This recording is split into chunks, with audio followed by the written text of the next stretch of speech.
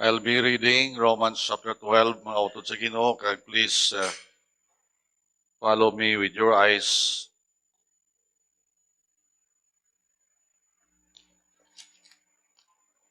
Reading from the New Living Translation.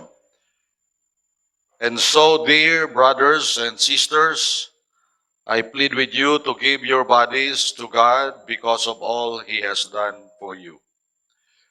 Let them be a living and holy sacrifice, the kind He will find acceptable.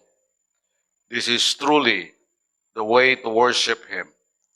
Don't copy the behavior and customs of this world, but let God transform you into a new person by changing the way you think. Then you will learn to know God's will for you, which is good and pleasing and perfect. Because of the privilege and authority God has given me, I give each of you this warning. Don't think you are better than you really are. Be honest in your evaluation of yourselves, measuring yourselves by the faith God has given us. Just as our bodies have many parts and each part has a special function, so it is with Christ's body. We are many parts of one body, and we all belong to each other. In His grace, God has given us different gifts for doing certain things well. So if God has given you the ability to prophesy, speak out with much faith as God has given you. If your gift is serving others, serve them well. If you're a teacher, teach well. If your gift is to encourage others, be encouraging. If it is giving, give generously. If God has given you leadership ability, take the responsibility seriously. And if you have a gift for showing kindness to others, do it gladly. Don't just pretend to love others, really love them. Hate what is wrong, hold tightly to what is good, love each other with genuine affection, and take delight in honoring each other.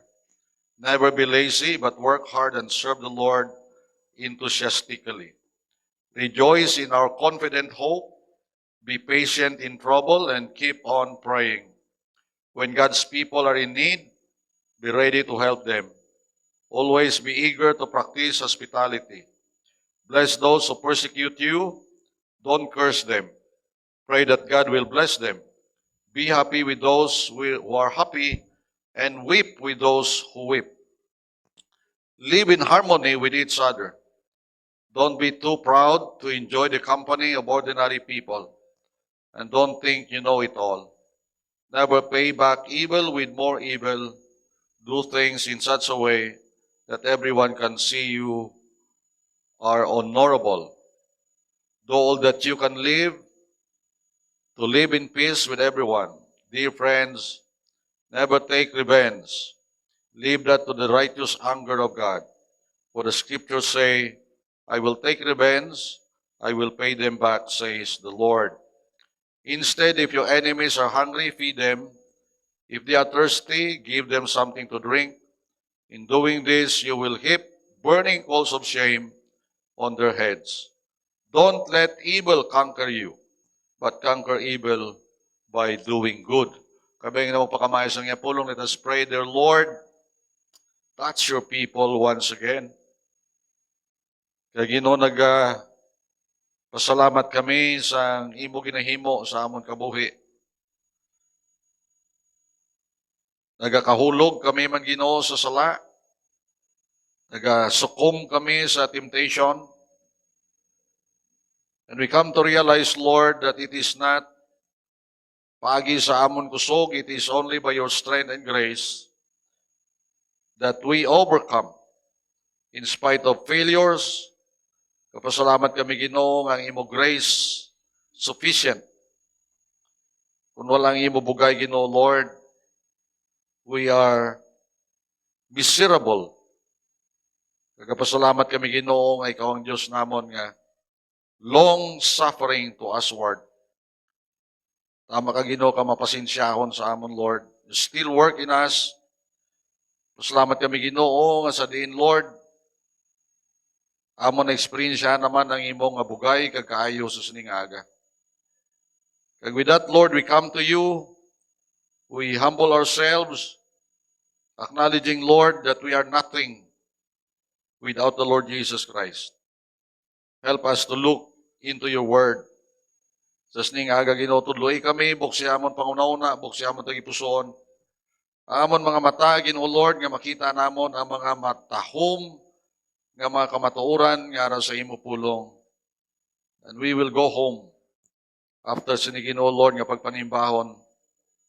Sa ding Ginoo, we were fed, encouraged, rebuked, corrected, and determined, Ginoo Lord, sa pagkabuhi para sa imo. Help us to be a Christian na imo gin-portray sa siningat chapter sa Book of Romans.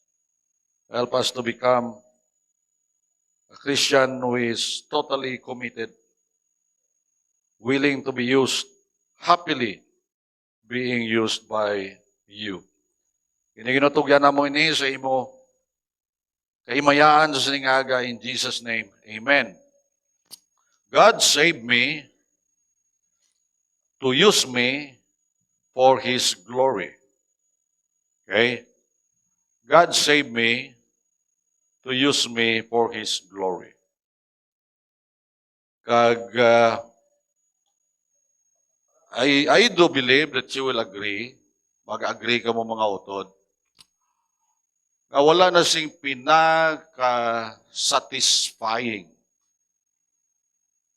Wala na sing pinaka-malipayon na klase sang kabuhi, kundi ang kabuhi nga ginagamit sang Diyos.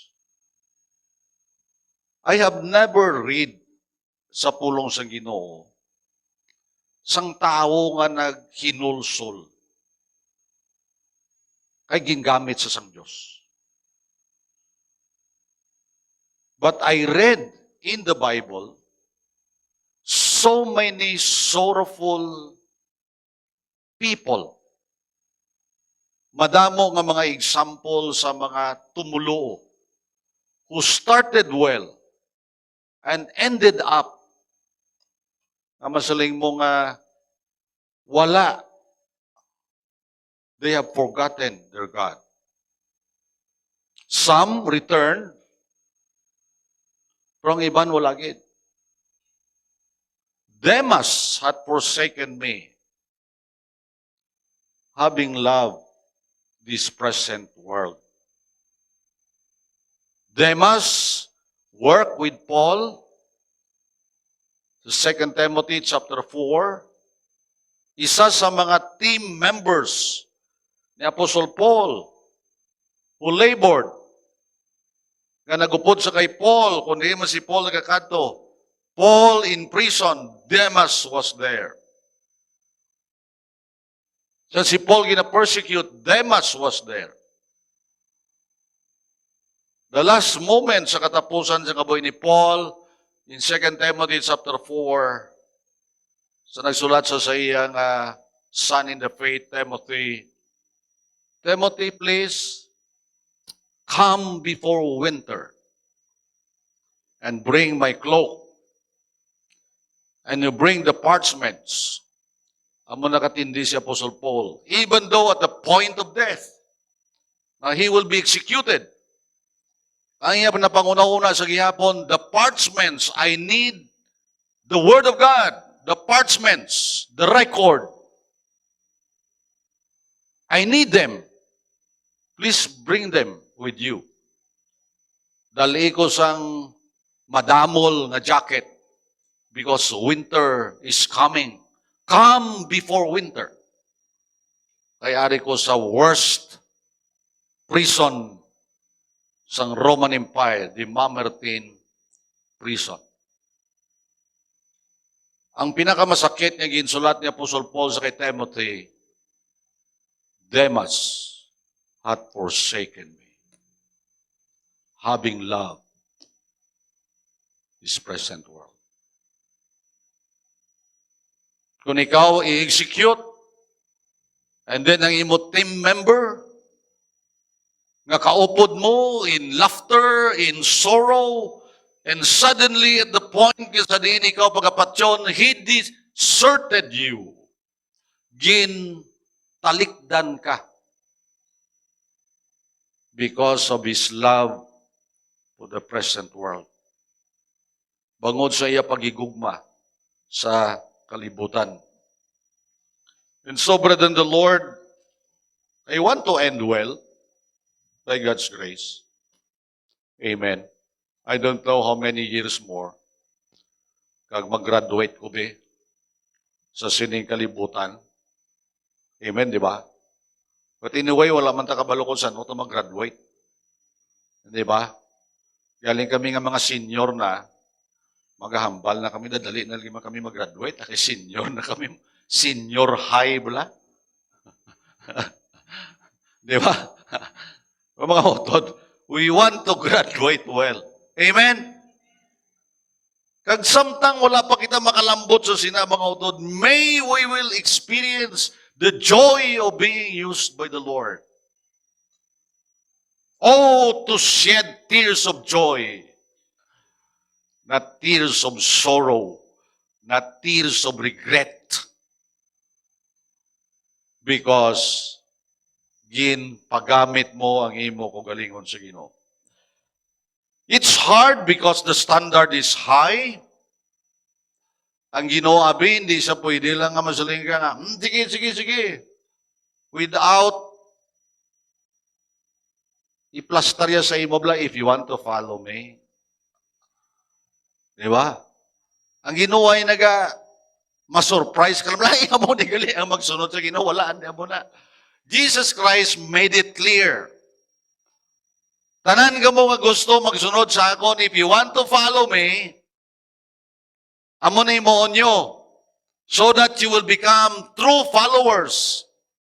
Mangintuod-tuod, di ka mga followers na akon, amo na imoon nyo. Wala kaging surprise sa Ginoo nga ay amo ni gali ang pagsunod sa Ginoo, pulit ta. Hindi mga utod, hindi amo na. Gintagaan kita sang clear, very clear, nga ginahambal sang Diyos, if you want to be my follower, kung gusto mo gid nga magsunod sa akon, kay gusto mo gid ma-identify with me, kag you want to follow my teachings, and you will be great in the kingdom of heaven. Amen, di ba? Take up your cross daily. Deny yourself and follow me. So, in Romans 12, himay-himay ni Apostle Paul. Plastarya blasing maayo. What is really that cost of discipleship in the Gospels? Ano ginabala?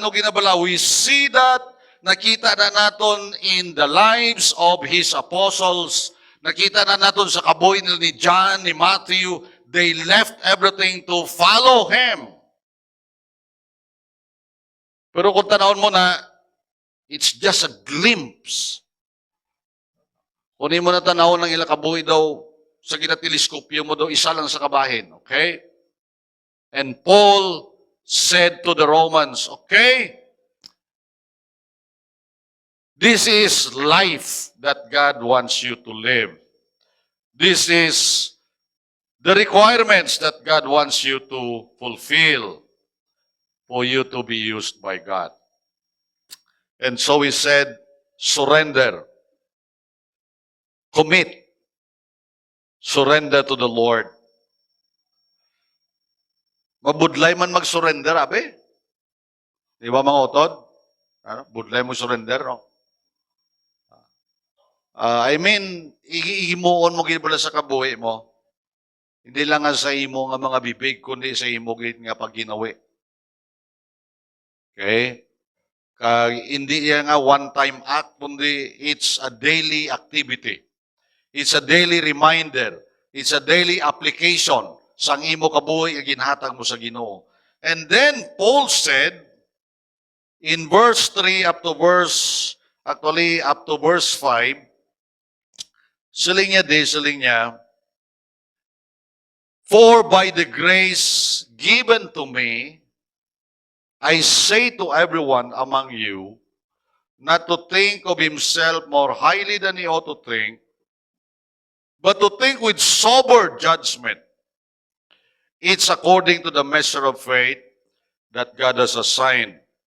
For us in one body we have many members, and the members do not have the same function. So we, though many, are one body in Christ, and individually members one of another. And so, gamiton ka sa Ginoo kung surrendered ka. Ano? Gamiton kayo sa Ginoo kung i-surrender mo yung pabuhi. Gina-explain na natin, ang pag-surrender, hindi butsingon, hindi ka na malipay. Kung mag-surrender ka, malipay ka pagid. Amen, di ba? Pero kung hindi ka mag-surrender, masaktan ka lang. It's hard to kick against the pricks. Pamanambal ni Jesus Christ sa kay Saul eh. Saul, budlagin magsipa sa kabilya nga talawis bla. Kay mapilas ang imo tiil. Sa sige mo sipa, sige dako imo pilas. Di ba? So meaning to say, the more you resist God, the more it becomes harder. The more it becomes hard, I mean. Okay? So, surrender na lang. Di ba? Kailangan mo mag-surrender sa Ginoo. Kag ikaduha ginambal ni Paul sa linya, is now talking about the way we evaluate ourselves. Paano mo i-evaluate ang imo kaugalingon? Paano mo tanawon ang imo kaugalingon? And so, ang pulong is sober-minded. Be sober in the way you judge yourself. Okay? And si Apostle Paul, ginahambal niya, not because kung ano siya, mga utod, sa iya pagpaninguha, ang authority ni Paul does not come from any office. Ang authority ni Paul doesn't come from any organization. Ang authority ni Apostle Pablo does not come from anybody except the Lord Jesus Christ. And so it is the authority nga ginambal niya by the grace. Ang pulong nga grace, pabor. Ang pabor nga ginatay sa kay Paul is his apostolic office. Ang iya nga pagka-apostol. Remember? Ang original gid nga apostles. Wala to si Paul. Okay? Sang napatay si Judas, who betrayed the Lord, sinong nagbulos sa kay Paul? I mean sa kay Judas? Sa Acts chapter 2. Ano?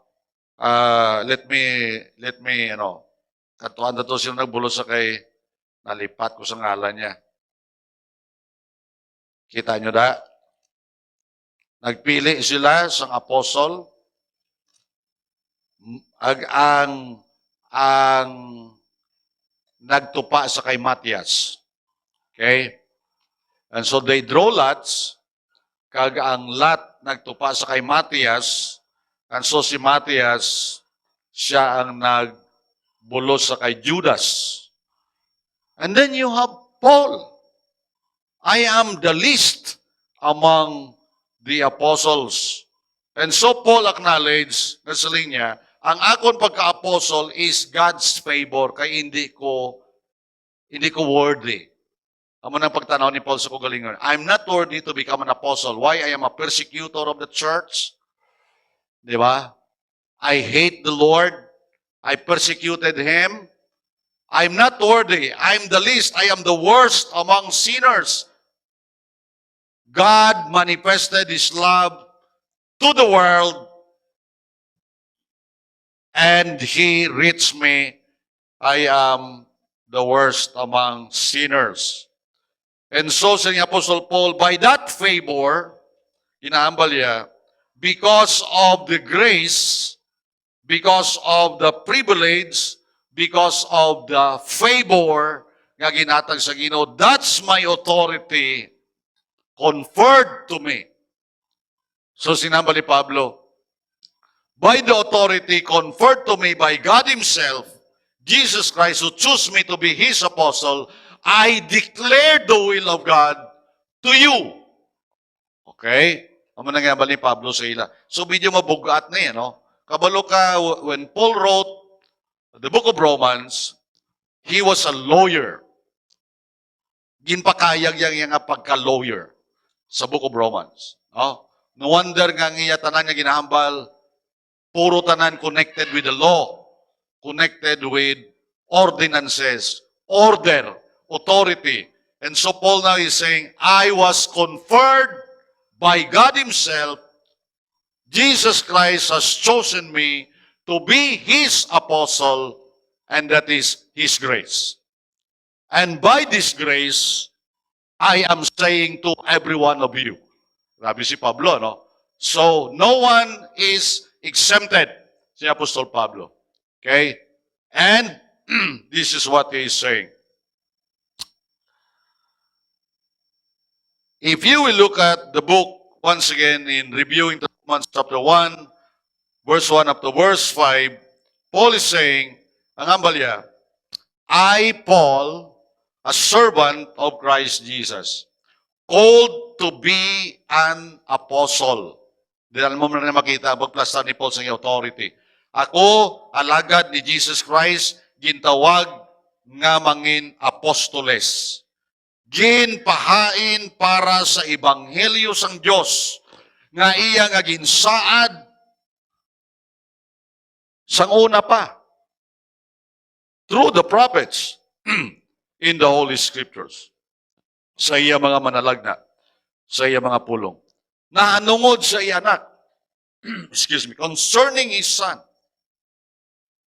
who was descended from David. He's talking about Jesus Christ. According to the flesh. And Jesus Christ was declared to be the Son of God.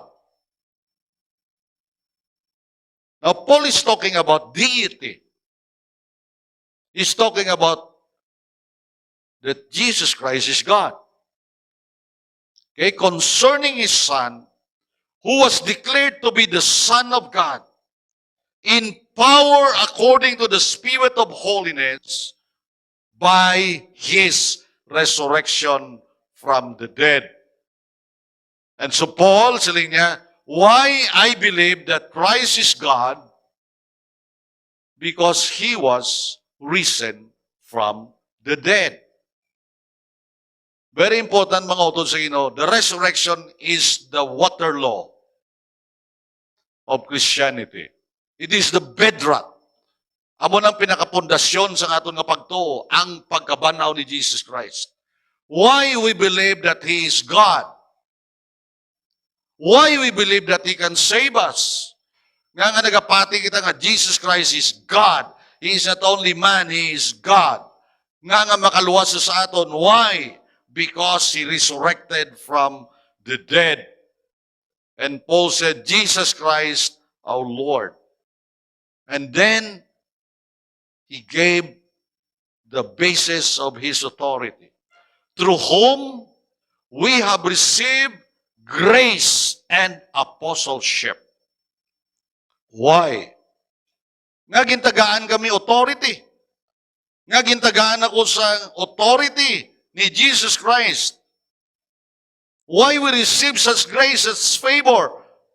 Why? Sini Apostol Pablo, to bring about obedience of faith for the sake of His name among all the nations. Amen? Why? By the grace of God given to me, I say to every one of you, nagahambal ko sa tanan sa inyo, why God is expecting from the hearers obedience.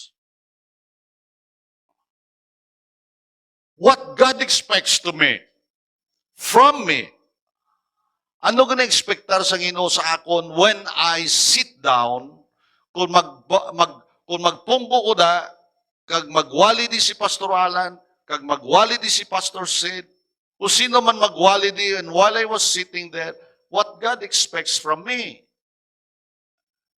Sina Apostol Pablo, niya, God has given us grace and apostleship to bring about the obedience of faith so that those who hear will obey for the sake of Christ among all the nations. Amen.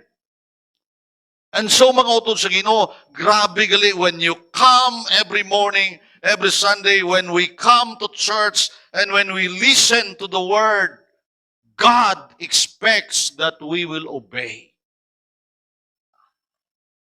Ang ekspektasyon sa Ginoo, the obedience of faith, not for the church sake, not for my sake, but for His name's sake. That His name will be magnified and glorified among the nations. And so when we come, sa nagakadto kita sa church, kag sa nagapungko kita, what will happen to us when we get out of the church?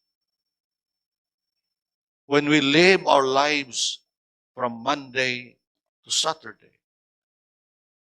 Sa pagwata sa simbahan, kag igakabuhi ta, kag tumanon ta, ang ginahambal sa pulong sa Ginoo throughout the week. What's happening? God is using us for His glory. Amen?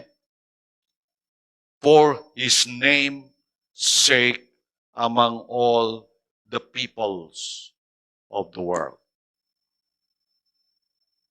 So meaning, God will use you tomorrow. Gamiton ka sa Ginoo, boss, because you obey His word. Amen? Di ba? And He will be lifted up among your classmates, your coworkers, your neighbors. What is the meaning of sober-minded? Grabe niyang Ilonggo. Gintanaw ko kayo na siligay nun, wala. Madalom-dalom nga iligay nun, mga utod. Kung gin-check ko kayo na, wala, ang ginambal sa pulong sa Ginoo, ariyo, siligay nun. Bilang apostol, nga amo ang bugay sang Diyos sa akon, ginahambalan ko kamo tanan. Maayo mo nang pagplastar sa Ilonggo. No? Ginahambalan ko kamo tanan, nga hindi ka mo maguna-huna, nga daw sisinogid ka mo. Maayo, no? Maayo, no? Di ba? Straightforward eh. Straightforward nga pag-translate sa iligay nun. Kundi una-unaon ninyo sing husto kung ano ang inyo mga abilidad. Suno sa pagtuo nga ginhatag sang Diyos sa inyo. Wow! Amen! And so, in a sense, mga utod, sober-minded, sober thinking is opposite to pride.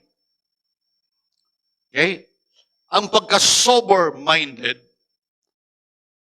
opposite sa pride.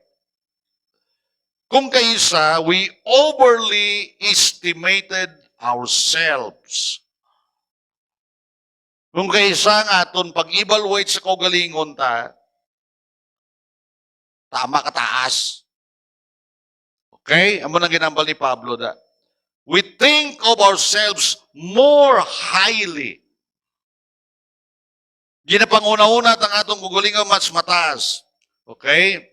So, standard, kung magambal kita, is thinking soberly, ang standard, amo ni. Hindi pag-i-evaluate ang imo kaugalingon suno sa talento mo. Okay? Don't evaluate yourself by your talents. Don't evaluate yourself by your wealth. Hindi pag-i-evaluate ay makuguliyon sunod sa manggad mo. Don't evaluate yourself by your office. Kung ano ka, sino ka. Instead, judge yourself.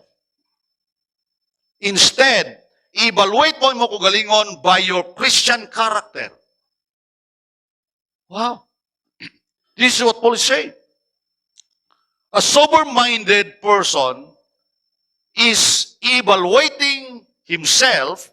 Ang sober-minded nga tao, nagatanaw siya kagalingon, suno sa iya character, love, holiness, honesty, compassion, humility, etc. We must evaluate ourselves. Kamagsaling kita, ano ko when it comes to my love? Ano ko when it comes to my honesty? Ano ko when it comes to my compassion? How will I grade myself? How will I rate myself when it comes to humility? Paano ko gridan ang kagalingon ko? Hindi suno sa abilidad ko, kundi suno sa batasan ko. Amen? Dumayo man? Amen, di ba? Kaya kung suno sa abilidad, tapos mapabilidad lang ito sa iban. Di ba? Imas na mo kay abilidad kumparar mo sa iban na, di ba? Pero what about, musta batasan ko? Paano ko gridan ang akong kukulingon? Kabalo ka mo kung nga amang utod, Paul was writing to the Romans. Remember that? Siya nagasulat sa taga-Roma, mga Romans. And the prevailing judgment during the time, according to scholars, ang prevailing judgment sa mga Romans during the time, sa mga Romans, they will evaluate, they will judge themselves according to rank. Ano ka? Sino ka? Okay? Ano rank mo? Okay? They evaluate themselves according to their wealth. Pila kwarta mo? Anong manggad mo? Okay? They evaluate themselves according to their eloquence. Maayo ka? Makatindog ka? Okay? And they evaluate themselves according to their office. And so Paul is saying, by the authority that God has given to me, don't follow the system. Be different. Hindi pagsundain na nga sistema nga tanawon mo ang imo upod kag ikumparar mo ang imo kagalingon bangon mas maayo ko sa iya kay talented ka, mas maayo ka sa iya kay bangon may rangko ka, mas maayo ka sa iya kay bangon may kwarta ka, mas maayo ka sa iya kay bangon gasakay ka sa imo siya gasikad lang. Mga utod, that's a world system. Okay? Don't do that, Paul said.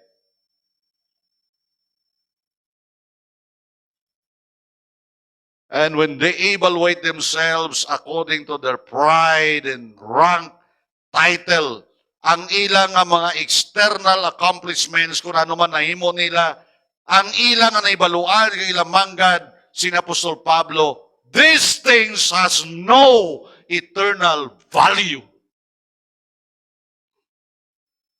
Why? Nga hindi ko pwede ngayang balon. Mas maayo ko sa iya. Bangod kay talento ko. Mas maayo ko sa bangod may amo ko ni. Mas maayo ko sa bangod may amo ko ni. Mas okay ko ya bangod nga amo ko ni. Brethren, the Lord, si ni Apostle Paul, these things has no eternal value. And so when Paul said, be sober, soproneo, you must have a sound mind. Insakto nga panguna-una. Rational. Okay? Humble self-assessment rather than inflated ego. Amo nang ginambal ni Pablo. Mga painubuson, insakto, nga pagtanaw sa kaugalingon, hindi bangon naghabok ka bangod sang bugal mo.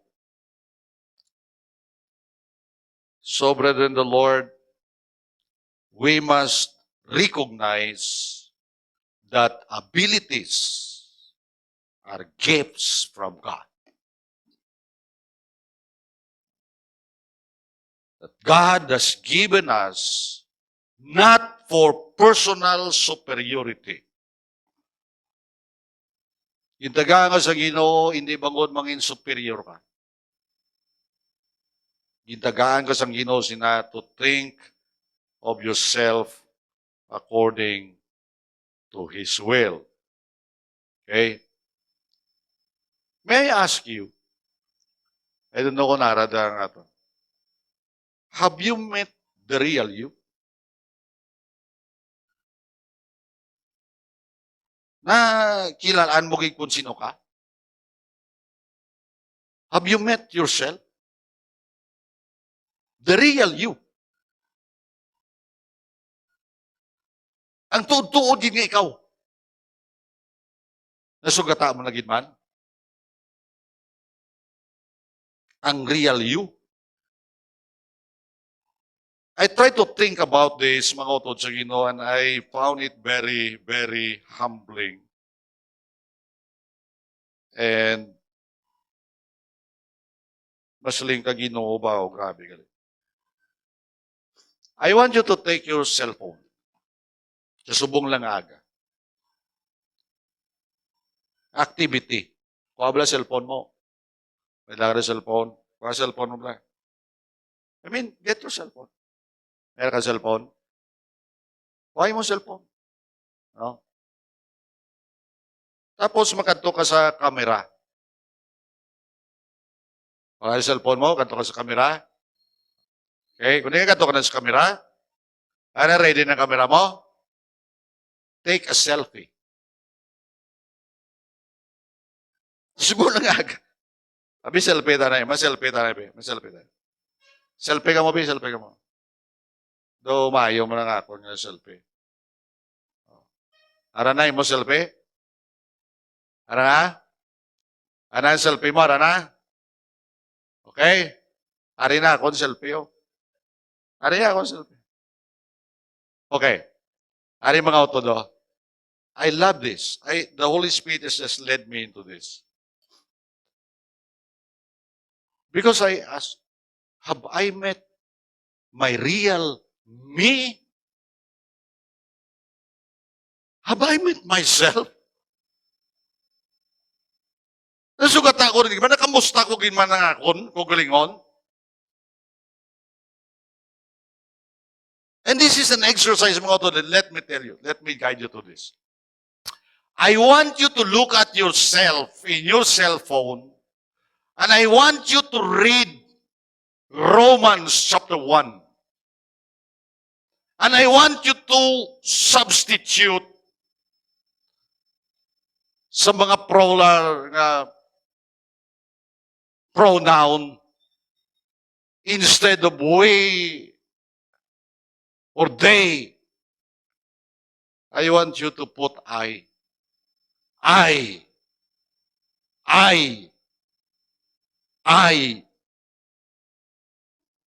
And I will lead you into this. And you look at yourself. Tanawon mong imo kugalingon as we read through this. Romans 1:29 to 32. I was filled with all manner of unrighteousness. Napunan ko sang tanan nga klase sang pagkadi mataro. I was filled with all kinds of unrighteousness. Evil, covetousness, malice. I was full of envy, murder, strife, deceit, maliciousness. I am a gossip. slanderer. I am a hater of God. I am insolent. I am haughty. I am boastful. I am heartless. I am ruthless. Though I know God's righteous decree that those who practice such things deserve to die, not only for those who do them, but I gave approval. In Romans chapter 3, verse 9 to 14, as it is written, none is righteous, no, not one. No one understands. No one seeks for God. I have turned aside and I become worthless. I don't do good. Paul said, not even me. My throat is an open grave.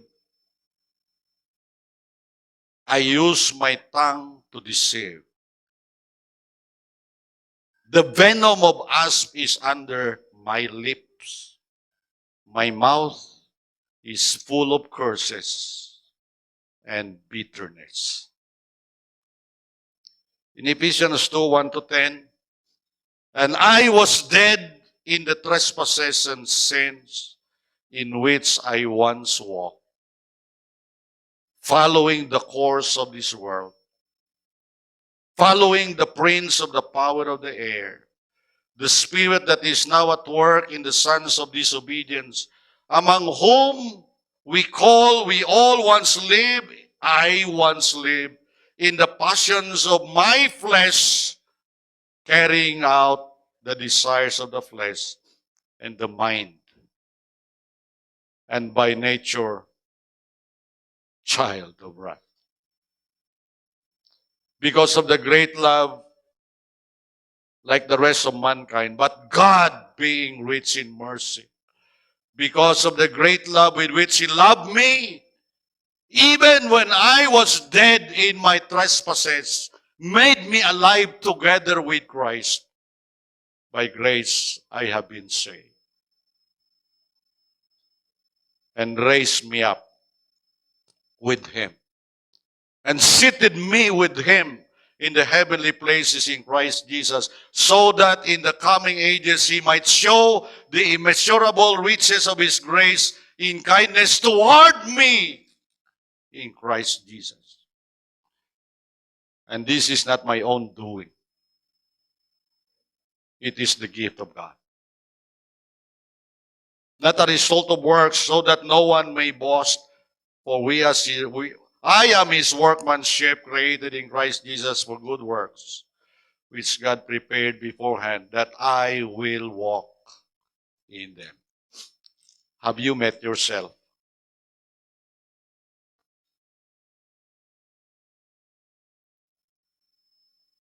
And when I met myself, who I was, sino ko? Brethren, the Lord, sober thinking is simply recognizing that all that we are and have are gifts from God.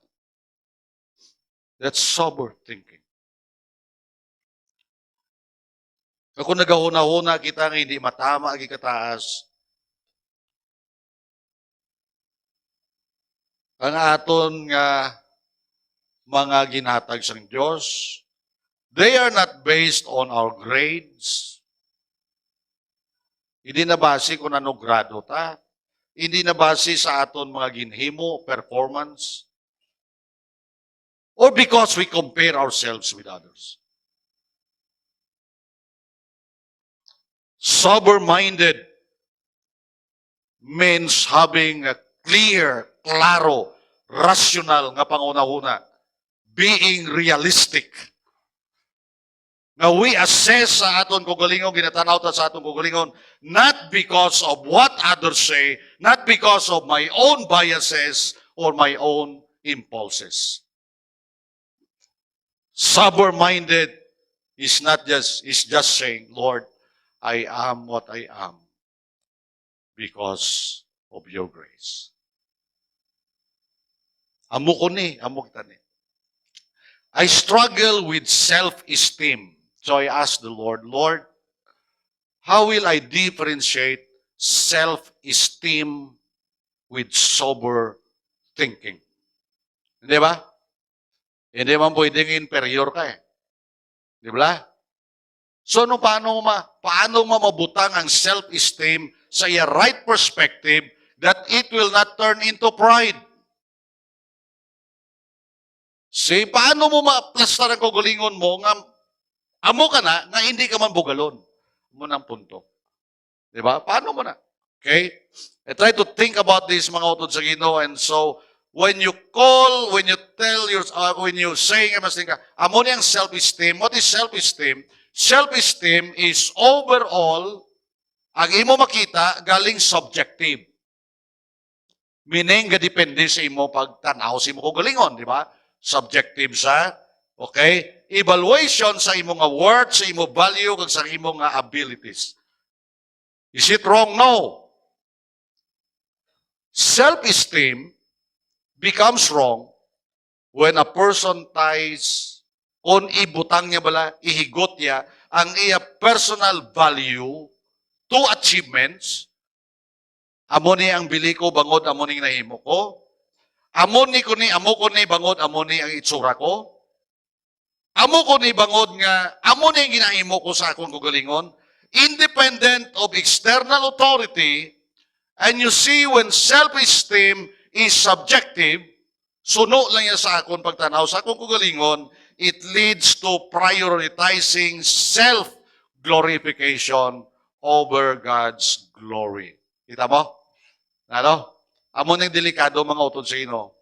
Ang atong pagtanaw sa kaugalingon ta, nga para sa kaugalingon ta nga kahimayaan. Para sa kaugalingon ta nga glory. Hindi para sa glory sa Ginoo. Self-esteem becomes wrong. Hindi man nami ang self-esteem kung ina nga pagtanaw sa kaugalingon ta is built on outperforming others. I mean, abansihan tagi kaya kay mas maayo ko sa imo. Amo nang panguna-una. So kung amo nang panguna-una, abansihan ta ka kay mas maayo ko sa imo, it becomes pride. Okay? Another thing, mga utod, ang self-esteem mangin wrong kung ina naga-emphasize ang imo personal fulfillment, sa imo personal worth, while you neglect others.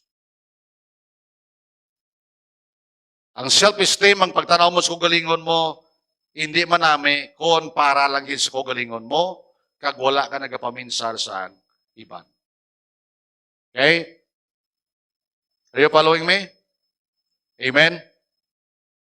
And so Paul said, aring ambal ni Paul, how will you guard yourself sa pride? Susuling niya, likewise, because of the privilege and authority God has given me, I give each of you this warning. Don't think you are better than you really are. Hindi ka mapanguna-una nga mas maayo kang hid. Mas sobrang iyo panguna-una sa imo kaugalingon. Be honest in your evaluation of yourselves. Tanawang iyo pag-evaluate sa imo kaugalingon, suno sa pulong sa Ginoo, suno sa karakter nimo. Measuring yourselves by the faith God has given you. Ari mga utod, anong measurement sa aton nga pagpanguna-una? Anong standard? Anong standard sa pag-evaluate as kaugalingon ta? Di ba? Siyempre kung may evaluation, may standard. May folder. Mga evaluators, makadto sa room, may ara sila nga criteria. Kagina-check nila ang criteria. Okay ka, pasado ka, gina-evaluate ka eh. So anong standard mo nga evaluate mo ang mo kugalingon? Sa diin mo ibase ang kugalingon mo. Anong standard mo? By the measure of faith that God has given us. By the measure of faith. Kagini nga faith, it is uniform. Mga utod. This is the faith. Uniform in a sense nga parariyo lang ang pagtuo ta nga ginatag sang Dios. Amen? The same faith, Ephesians 2:8 and 9. Not of yourselves, but it is the gift of God. Not by works, lest any man should boast. So we have the same measure of faith. Amo lagi lang nga pagtuo that leads us to salvation. Amo nga pagtuo that leads us to serve the Lord. And so each believer, tanan kita nga mga tumuluo, gintagaan sina nga pagtuo for humility, para nga hindi kita magpabugal, para riyo lang eh. Hindi ko magambal nga, lain niya akong pagtuo sa imo. Ano akong pagtuo, nga nagluwas sa akon, kagano imo pagtuo nga nakadangat ka sa kaluwasan. Amen? Manang punto ni Paul. Pariyo lang ang pagtuo nga ginatag sa Ginoo sa aton, naglain-lain lang sa mga abilities, spiritual gifts, na ginatag sa aton. But we have the same uniform portion of faith. Parareho lang pagtuo ta. And so, sina Apostol Pablo, kung i-appraise mo kugulingon mo, kaangay maprinda ka, kadto ka sa Palawan, pawn shop, kag ipa-appraise mo ang imong pulsiras kung ano man, hambalon niya ka kung pila ang biliya. Amen, di ba? Kung mo na mapa-appraise. So kung mag-appraise ka sa kugalingon mo, see to it that you appraise yourself according to the measure of faith. Amo ng standard. Okay? So ginambal ko kayo na, ang imo spiritual gift may differ. Ang aton spiritual gifts ay lang magkalain-lain, but we have the same faith. Okay? So the opposite of sober thinking is pride. Pride. Sino ang unang biktima sa pride?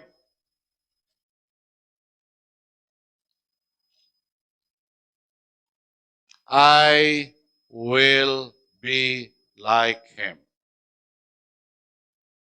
I will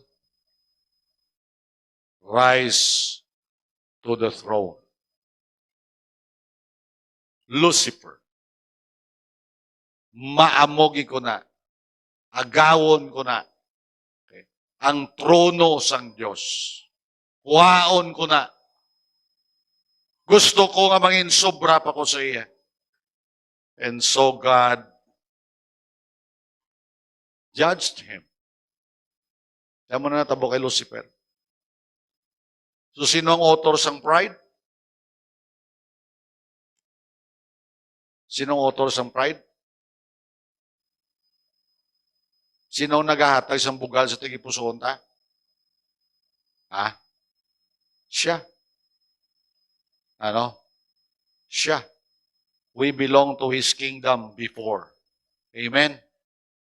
Kung kaysa ginalaw ta pa siya nga mag-influence sa aton.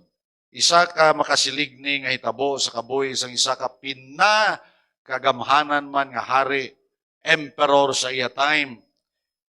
He reigned as the emperor of the Babylonian Empire. King Nebuchadnezzar. Siya ang nag-atake sa Israel. Gindala ang mga young men and women sa mga Israelites. Gindala dito sa Babylon. Daniel chapter 4 verse 30 to 33. Anong hambal sa pulong sa Ginoo? As he looked out across the city, wow, nagaplastar si Nebuchadnezzar. Gintanaw niya ang syudad. He said, look at this great city of Babylon. tanawa bala ang grabe nga syudad sa Babylon. What he said, siling niya, I, by my own mighty power, grabe ang bali ni Padisa, sa akon gahom, gin pundar ko ini nga matahom nga syudad as my royal residence.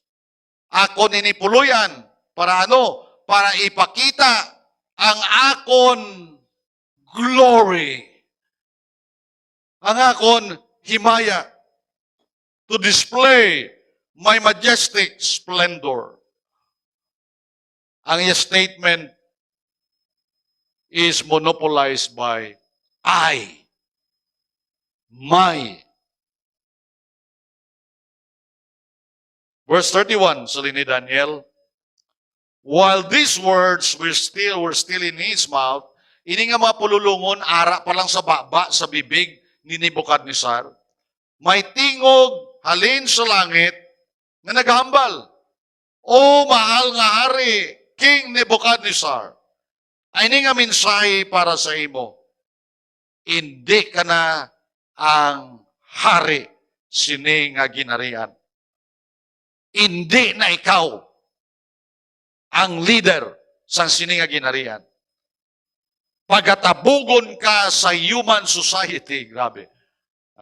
Tabugon ka sa katawhan. Magapuyo ka sa mga lugar, sa mga wild animals. Grabe, no? From the throne, halin sa trono, makadto siya sa mga lugar, sa mga wild nga mga sapat. Magakaon ka sang hilamon. Ay, grabe. You will eat grass like a cow. Ay, terrible. Hari, makaon ka sang hilamon, kaangay sang baka.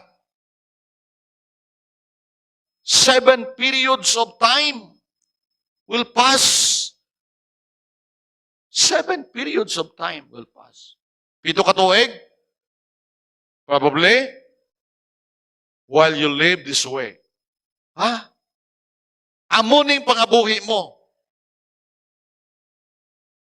Hasta nga makatuon ka nga ang Ginoong Diyos ang pinakagamhanan, siya amo ang nagahari sang tanan-tanan nga ginarian sa sini nga kalibutan.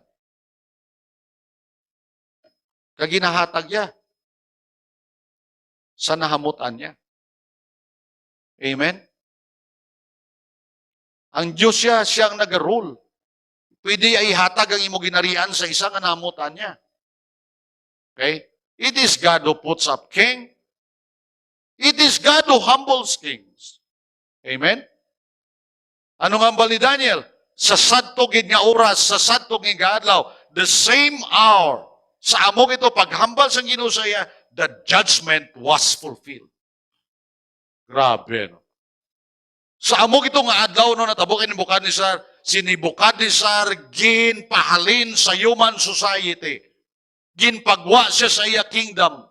Ano natabo kay Nebuchadnezzar? Nagkaon siya sang hilamon, kaangay sang baka. Anong gwaya? Ginatunogan. Natunogan. He lived this way. Amo niya pangabuhi. Tub-tub nga ang iya nga mga bulbul, ang iya mga buhok, was as long as eagle's feathers. Ay, terrible soraya.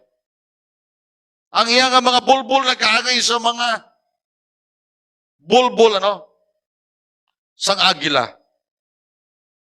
And his nails like bird's claws. Kita mo ng kuko sang agila. Amo nang natabo sa iya nga mga kuko. Look at him. Look at him. Hindi nga ginarian kung wala ko di wala ni. Ako ang nagpatindog sini para ipakita akong akon gahom kagang akon ni Maya.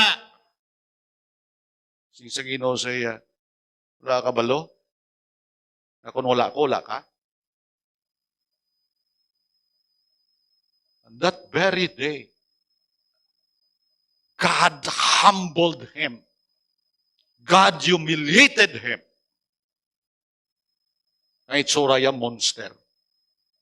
Hindi na sa si King Nebuchadnezzar. And when he learned to humble before God, God restored him to the throne. Pride goeth before destruction, and a haughty spirit before the fall. Ang bugal amo ang ginahalinan sang kalaglagan.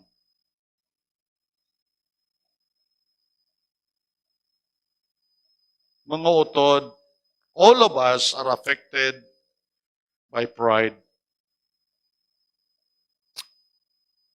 And may we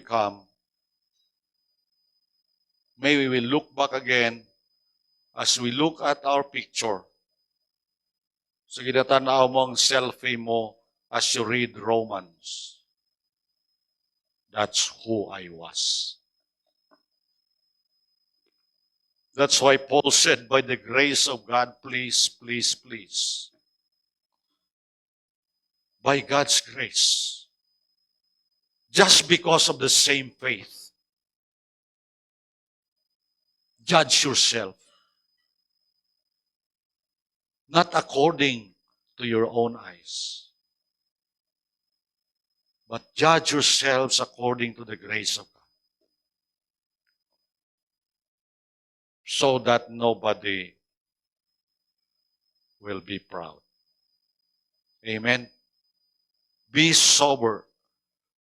The movement of sober thinking is not to promote self, but to embrace community.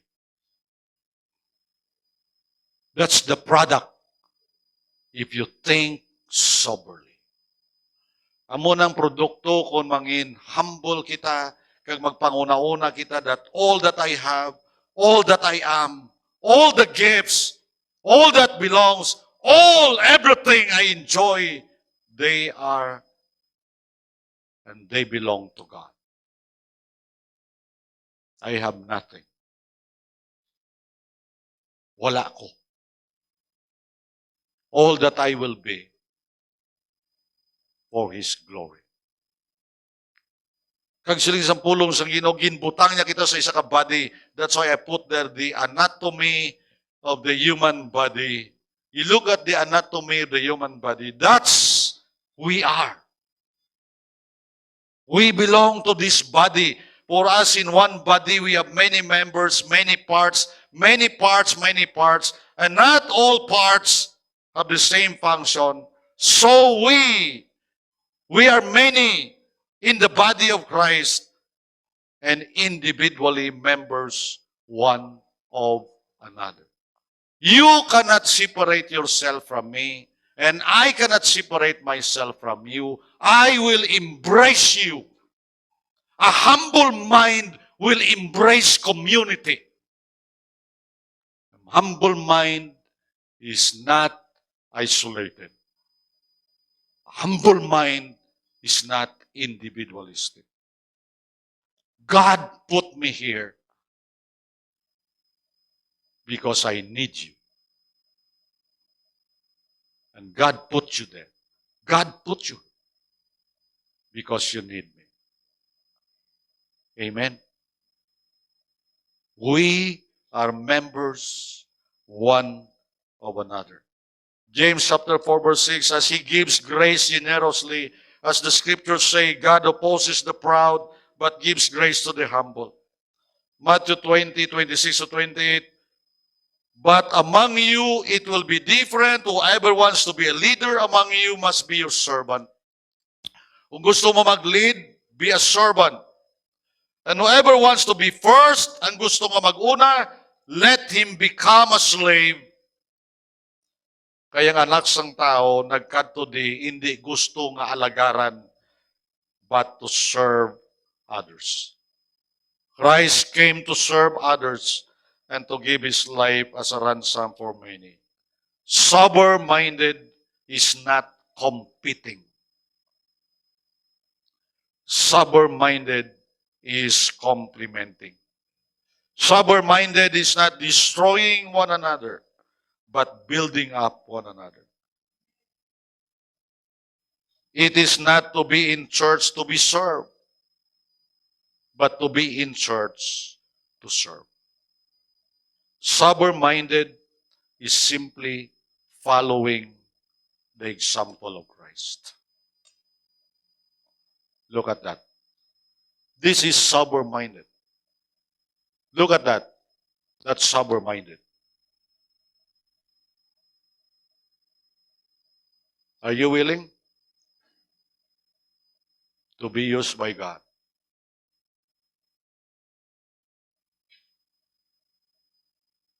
This is the best image of the one God uses.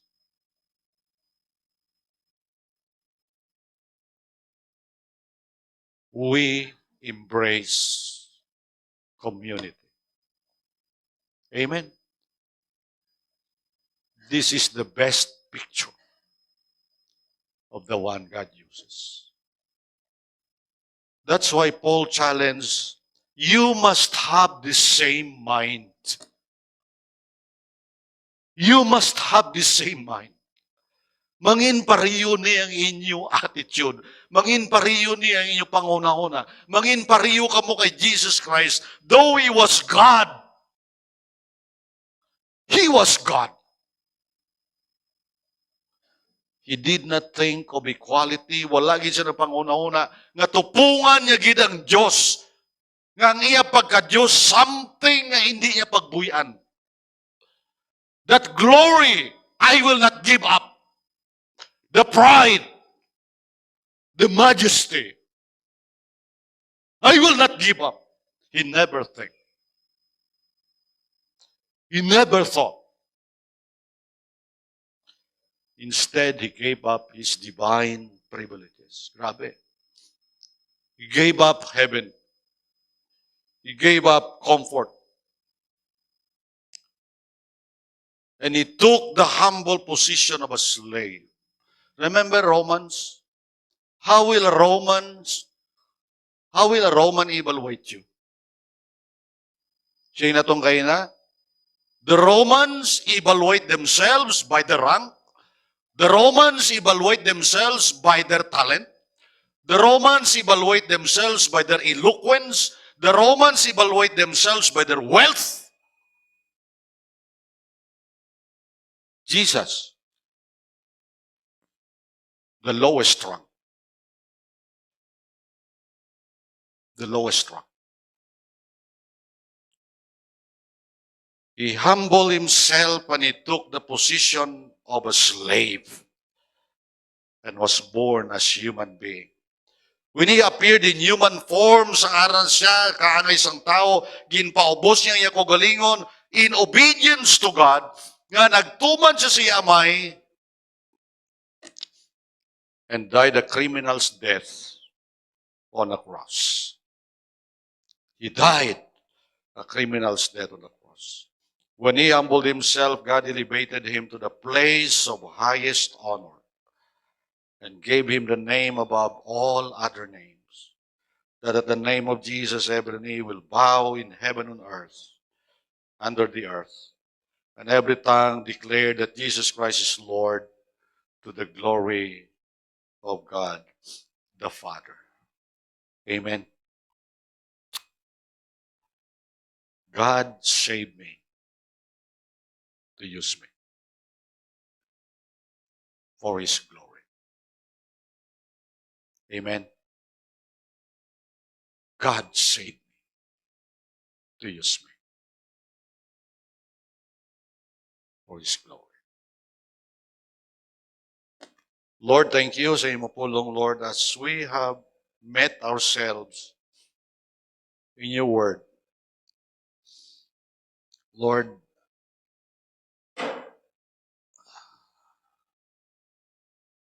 why kami sing hindi namon ma-explikar.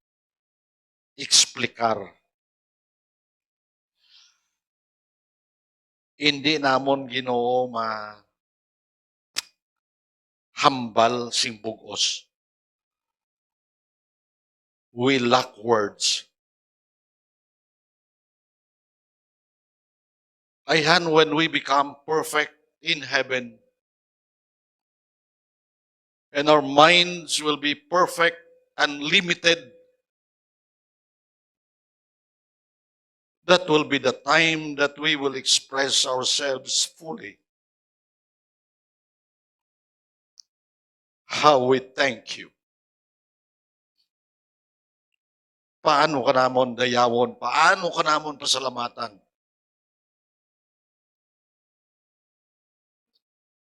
Sang dako nga bugay nga imo ginhatag sa amo. And realizing that, Lord, wala na kami sing imon. And the best thing that we can do, aside from worshiping you,